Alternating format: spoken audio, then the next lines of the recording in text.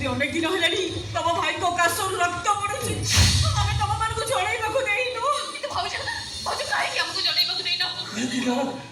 ତମେ ସମସ୍ତେ ଡରିଛି ବୋଲ ଭଉଣୀ। ଯୋଉ ଭାଇ କି ଗୋଟାଏ ମୁହୂର୍ତ୍ତ ନ ଦେଖିଲେ ତମେ ପାଗଳ ହେଇଯାଉଥିଲ, ସତ କଥା ଜାଣିଲା ପରେ ତମେ ସମସ୍ତେ ଭୟ କରିଗଲ ପାଗଳି। ସେମିତି କହନି ଲୋ ଭାଇ, ତୋର କିଛି ହବନି। ଏ ଭାଇ ମତେ ସତ କହିଲୁ, କାହିଁକି ତୁ କାଶୀ ରକ୍ତ ପଡୁଛି? ସତ କହୁଛୁ ଭଉଣୀ, ଜମା ଡରିବୁନି ତ? ସତ କହୁଛି ଭାଇ, ଆଉ ତୁ ଡରିବିନି। ଶୁଣ ଭଉଣୀ, তো ভাইটাকে লংস ক্যান্সার।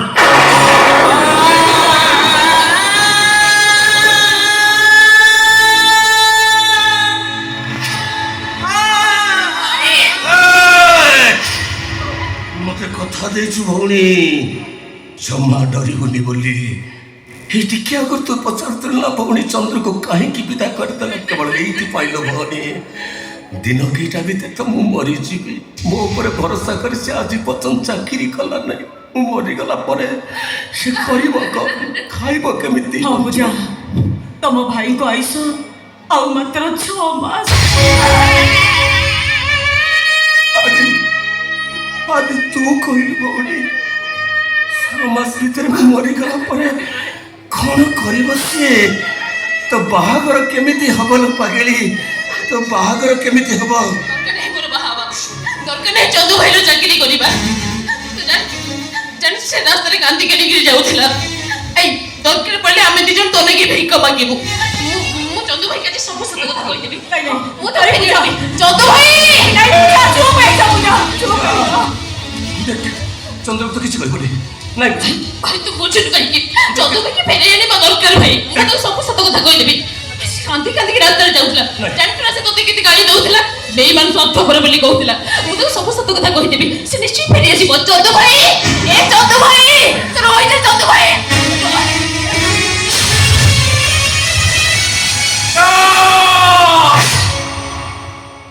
ଚନ୍ଦ୍ରକୁ କିଛି କହିବୁନି, ତତେ ତ ଭାଇର ନିୟମ ପୂଜା।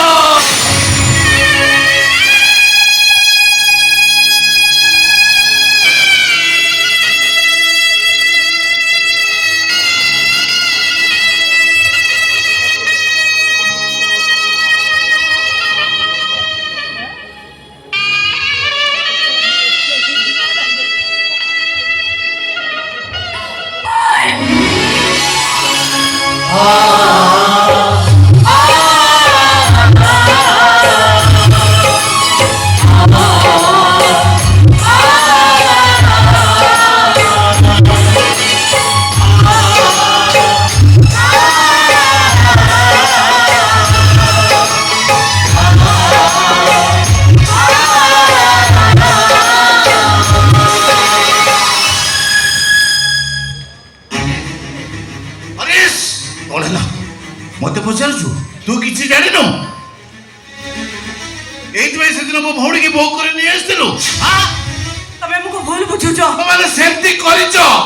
সেদিন সেমিতি গোটা পরিস্থিতি সৃষ্টি হয়েছিল বলে তমরি মানক কথারে মো ভৌণীকে চন্দ্র সহিত বাহা ଦେଇଥିଲେ। কেবল তমরি মানক ভরসারে মু কোন জানি নଥିଲି চন্দ্রর গোটে টঙ্কা রোজগার করিবার সামর্থ্য নাই। সাঙ্গ ଆମକୁ ଭୁଲ ବୁଝୁନା ରେ, ଥରୁଟେ କଥା ମୋର ବୁଝିବାକୁ ଚେଷ୍ଟା କର। ଏ ସାଙ୍ଗ ମତେ ବୁଝିବାକୁ ଚେଷ୍ଟା କର ସାଙ୍ଗ।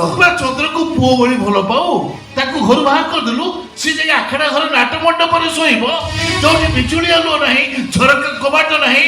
କେବଳ ପରିସ୍ଥିତିରେ ସାଙ୍ଗ, କେବଳ ପରିସ୍ଥିତି ଆଜି ମରୁଭୂମିର ଓଟ ସଜେଇବାକୁ ବାଧ୍ୟ କରିଛି। ମରୁଭୂମିର ଓଟ ଭଳି କଣ୍ଟା ଗଛ ଖାଇ ବଞ୍ଚିବାକୁ ପଡୁଛି, ନିଜ ଲହୁକୁ ନିଜେ ପିଇବାକୁ ପଡୁଛି। ଏ ସାଙ୍ଗ ତୁ କଣ ପଥର ହେଇଗଲୁ? କେମିତି ଶୋଉଛୁ ଏସବୁ? ଆରେ କେମିତି ନ କହିବି, ମଣିଷକୁ ଆଘାତ ଲାଗିଲେ, କଷ୍ଟ ଲାଗିଲେ ମଣିଷ କାନ୍ଦେ, ତା ଆଖିରୁ ଲୁହ ଗଡ଼େ। ହେଲେ ତାଠାରୁ ଜୀବନରେ ବଡ଼ କଷ୍ଟ କଣ ଜାଣିଛୁ ସାଙ୍ଗ? ଆଖିର ଲୁହକୁ ପରଦା ପଛପଟରୁ ହଟେଇ ଦେଇ କାନ୍ଦିବା। ମତେ ଦେଖୁଛୁ ନିର୍ବାକ ନିଶ୍ଚଳ ହେଇଯାଇଛି, ହେଲେ ମୋ ମନ ଭିତରେ ମୁଁ ଯେ କେତେ କଷ୍ଟ ପାଉଛି, କେତେ ଯନ୍ତ୍ରଣା ପାଉଛି, ସେ କଥା କେବଳ ମୁଁ ଜାଣିଛି ସାଙ୍ଗ, ମୁଁ ଜାଣିଛି। ମୁଁ ଜାଣିଛି ଲୋକମାନେ ଆମକୁ ଖରାପ ଭାବିବେ, ନିନ୍ଦା କରିବେ, କହିବେ ହୁଣ୍ଡା ଭାଇଟାକୁ ବାହା କରିଦେଇ ଘରୁ ବାହାର କରିଦେଲେ। ଆରେ କିଏ କଣ କହିବ ସେଇଟା ପଛ କଥା। ହେଲେ ସେ ଚନ୍ଦ୍ରଟା ଯେମିତି କାନ୍ଦି କାନ୍ଦି ଯାଉଛି, ଯିଏ ଦେଖିବ ଛାତି ଫାଟି ଯିବ। କାନ୍ଦୁ ସିଏ କେବଳ କାନ୍ଦିଲେ ଜାଣିବ ସେ ଜୀବନ କଣ, ଆଖିରୁ ଲୁହ ଗଡ଼େଇଲେ ଜାଣିବ ଜୀବନର ସଂଘର୍ଷ କଣ। କାନ୍ଦୁଛି ମୁଁ ଜାଣେ ତମେ ଆମକୁ ଖରାପ ଭାବୁଥିବ, ହେଲେ ସେ ଘରୁ ଚାଲି ଯାଇଛନ୍ତି ଭଲ ହେଇଛି, ନହେଲେ ଆମ ପାଖରେ ରହିଥିଲେ ସେ କିଛି ବି କରିନଥାନ୍ତେ। ସେଇ କଥାରେ ତମେ କଣ ତାକୁ ଘରେ ବୁଝେଇ ନେଇ ପାରିନଥାନ୍ତ? ବୁଝେଇଥିଲେ କଣ ହେଇଥାନ୍ତା? ସେ କହିଥାନ୍ତେ ଭାଇ ଅଛି ତ ମୋ ପାଖରେ ସବୁ କିଛି ଅଛି। ସତ କଥାଟା କହିଦେଇଥାନ୍ତ। ଆରେ କୋଉ ସତ କଥାରେ ସାଙ୍ଗ? ମତେ ହେଇଥିବା ରୋଗ କଥା, କ୍ୟାନ୍ସର ରୋଗରେ ପଡି ତୁ ମୃତ୍ୟୁ ସହିତ ଲଢେଇ କରୁଛୁ ସେଇ କଥା। ଏଇ କଥା ଯଦି କହିପାରିଥାନ୍ତା ତାହେଲେ ମୁଁ ଆଜି ପର୍ଯ୍ୟନ୍ତ ନୀରବ କାହିଁ ରହିଥାନ୍ତି ସାଙ୍ଗ। ମୁଁ କଣ ଜାଣିନି ସାଙ୍ଗ, ଏ ଛାତି ଭିତରେ ଘଟିଥିବା ଯନ୍ତ୍ରଣାକୁ ମୁଁ ଚନ୍ଦ୍ର ଆଗରେ କହିଥିଲେ ମତେ କଷ୍ଟ ଯନ୍ତ୍ରଣାଟା ହାଲକା ହେଇଯିବ ବୋଲି।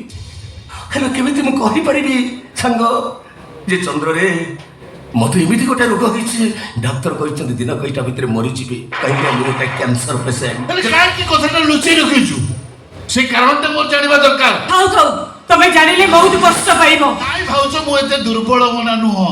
ସେମିତି ହେଇଥିଲେ ସମସ୍ତେ ଚାଲିଗଲା ପରେ ମୁଁ ବଞ୍ଚି ନଥାନ୍ତି।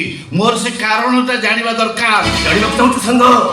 ତାହେଲେ ଶୁଣ, ପିଲାଦିନେ ଚନ୍ଦ୍ର ଦୋଳିରୁ ପଡ଼ି ତା ମୁଣ୍ଡରେ ଶକ୍ତ ଆଘାତ ଲାଗିଥିଲା, ଯୋଉଥିପାଇଁ ତାର 8 ଦିନ ପର୍ଯ୍ୟନ୍ତ ସେନ୍ସ ଆସିନଥିଲା। ଡାକ୍ତରଙ୍କର ଅନେକ ଚେଷ୍ଟା, ବାବା ଭୋଳାନାଥଙ୍କର ଅପାର କରୁଣାରେ ତାର ସେନ୍ସ ଫେରିଲା ସତ, ହେଲେ ସେ ଜଖମଟା ତା ମୁଣ୍ଡ ଭିତରେ ରହିଗଲା। କି ଜଖମ? ଯଦି କୌଣସି ଅଚାନକ କଥା ଶୁଣେ ଚନ୍ଦ୍ର ସେନ୍ସଲେସ୍ ହେଇଯାଏ। ତୁ ଏ ତ ବିଶ୍ୱାସ କରିବୁ ନ କରିବୁ ସାଙ୍ଗ ମୁଁ ଜାଣିନି। ଶେଷ ଥର ପାଇଁ ଯେତେବେଳେ ଡାକ୍ତରଙ୍କ ପାଖକୁ ନେଲେ, ଡାକ୍ତର କହିଲେ ଏଇ ଘଟଣା ହୁଏତ ତା ଜୀବନ ଦିନେ ନେଇଯାଇପାରେ। ଆଜି ତୁ କହ ସାଙ୍ଗ, କେମିତି ମୁଁ ତାକୁ ଖୋଲିକି କହିପାରିଥାନ୍ତି ଚନ୍ଦ୍ରରେ ମତେ ଏମିତି ଗୋଟେ ରୋଗ ହେଇଛି, ମୁଁ ଦିନ କେଇଟା ଭିତରେ ମରିଯିବି, ଯେତେବେଳେ ସେ ତା ଜୀବନ ଠାରୁ ମତେ ଅଧିକ ଭଲ ପାଏ। ତୁ କହ ସାଙ୍ଗ, ମୁଁ କଣ କହିପାରିଥାନ୍ତି?